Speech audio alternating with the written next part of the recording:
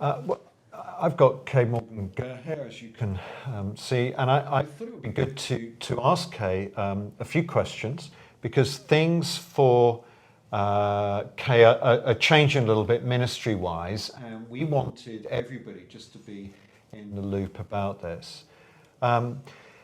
Kay, first of all, give us the headline, rather than just kind of tantalising everybody. Tell us what the change is, what's happening for you guys. Okay, I am stepping down from leading Children Matter, and I'm instead going to be concentrating on my Additional Needs Alliance work. Okay, now we'll talk a little bit about what that is, but that effectively means that rather than doing kind of just pure children's work, you're working with children and additional needs. Yeah, children with additional needs in a church setting mainly. Not just about access issues, but also how do we build and encourage faith. Okay. Now, I want to just rewind the clock. We're a similar age, so we've got to rewind it quite a bit. We're back in the 90s. You're just starting kind of ministry with children. But it's not just been, you have been working with children with additional needs even as long ago as that. Give us some ideas as how you were involved in that at that stage. Ooh, even further back when I was 14, working on camps for children with disabilities. And that's where my dream grew from. So the church that I was attending at that point used to run camps for children from the Ashfield School, amazing school. And everything began from there when I realised that when children became Christians on those camps, there was no church that was actually accessible for them. So I had a rant at God about it, and the rest is history. So and I mean, we know that anybody who's walked with you a little way will know that there's been this overlap. The years kind of in between have seen all sorts of things kind of happening.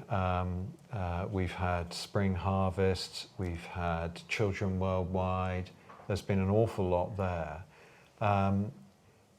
Talk to us about the pandemic, maybe how that's changed things for you. I mean, I know this hasn't come out of the pandemic, but what has the pandemic done for you and also for children workers around the country? It's actually made things an awful lot harder. I mean, we've not been into a school to do an assembly for a very long time, and it doesn't look as if it's going to start soon, especially for my colleagues. A lot of my colleagues who live by faith, there is no work for them, and they are really, really struggling. It's been very hard work. Everything has gone online, especially for myself. Yeah, you've been very busy sitting in one room at home, doing a lot of kind of Zoom calls, recording, speaking at conferences and so on. Yeah, okay. Just give us an idea about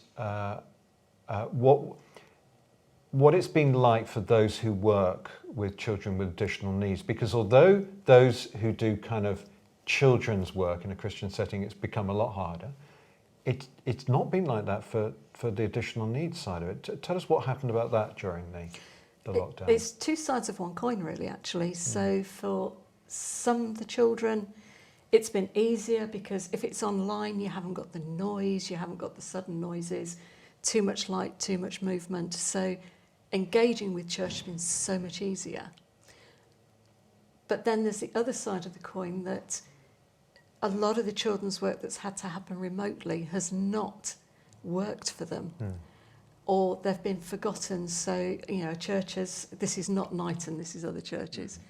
The packs that go out are either not suitable for the children, or they've just been forgotten and they've not received one, not even a phone call. So a lot of these families have just been left high and dry. And some of our families that comment on the Additional Needs Alliance will say, actually, it's been so much easier over lockdown, we're just not going back to church. Or nobody's been in contact with us, why should I go back to church? So I can see that we've actually lost a lot of families over that time. But there's a positive side as well, in which churches have been aware that people with additional needs have been helped through this and are watching at home and so on. And they presumably have been approaching the Additional Needs Alliance and wanting some help with this. We're actually talking adults at that level. Okay. So with adults, when lockdown came, many adults were just going, well, welcome to the club. This has been my life for years. Yeah. I've not been able to go to church. I've asked for live stream and been told it's impossible. And then lockdown comes and, oh, look, church has gone online. Yes. And then people have rediscovered each other. And in some churches, it's, oh, you used to preach. Can you preach for us? So we've had this wonderful situation of people being able to use their gifts once again, being able to do stuff, others discovering gifts they didn't know they had. And all of a sudden, people like me are getting phone calls and emails saying, so now they can leave their homes, how do we help them do that? Or if they can't leave their homes, how can we continue allowing them to use their ministry to bless others in the church? Thank you. And Additional Needs Alliance has been serving a lot of these people. Just the children and teenagers. Okay. And just tell us a bit more about that. Some of us will know about it because it's not you haven't suddenly joined them, you've been with them for a while, but tell us more about what they're doing. The Additional Needs Alliance. I'm actually one of the co-founders. So set that up with my colleague from Urban Saints. We've been going for 9 years, celebrated our birthday online this year. It is there for parents, anybody that cares for children, anybody that pastors children. We have church leaders. We have all sorts of people in that group. Many professionals, so speech therapists, physiotherapists, occupational therapists, all working together. And if you go into that group and ask a question, there's always someone that can answer it. And if you just want to let off steam, it's a safe place to do that because it's a closed group. And we have had many parents over lockdown just saying, I just need someone to come and scream. And that is what they've done. And many of the parents have said that is what has got them through the pandemic. You've also been writing. Yes. So you write quite a bit for various online blogs and so on. And you're involved with the Evangelical Alliance. Again, nothing new. Just tell us what you do with them. I have been representing children's workers and with the, oh, by the way, while you're here, can you help us with a few additional needs and disability things?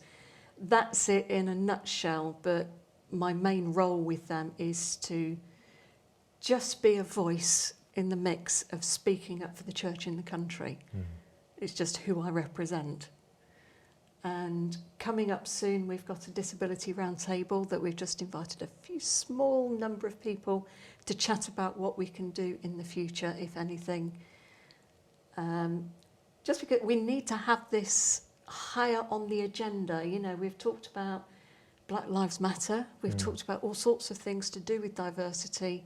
Sadly, disability is always the one we're too busy to cover. So we think about kind of gender, we think about race, but disability is another kind of side of this. And as you say, it's often overlooked and ignored. Yeah. So it's really exciting that you're kind of championing this. How can, you're part of Night in Church family. How can we support and encourage you? How can we pray for you? I think praying for wisdom, because wisdom in what I do, because I've now got an awful lot of things coming at me from many sides. I could get too busy and I need to be careful. Wisdom in how I say things. Many, I think, will agree that with the whole justice issues to do with race, many church leaders have been really battered by that. So trying to put across that gentle voice of inclusion and saying things in a way that doesn't say you must be doing this, because that's not right. What I want to say is come and see these amazing people that have giftings just like everybody else. I need that wisdom to say it gently and well, but also to train and where to train and what to do. but also praying for myself. You know, I am disabled, but I was championing disability before I became disabled. Yeah, this is a fluke, really. So I need to be wise about my own health, in how I rest, in how I actually plan things into my diary. So that would be really good prayer as well. That's not saying I can't do the job, I can. It's just being wise. Okay, thank you. We really appreciate that. We just wanted to make very clear that that kind of change is an exciting change. I think it's a now change. You know, this is really kind of serving in the country in a really important area. So thank you for what you're doing. And let's continue to pray for Steve and for Kay. Thank you.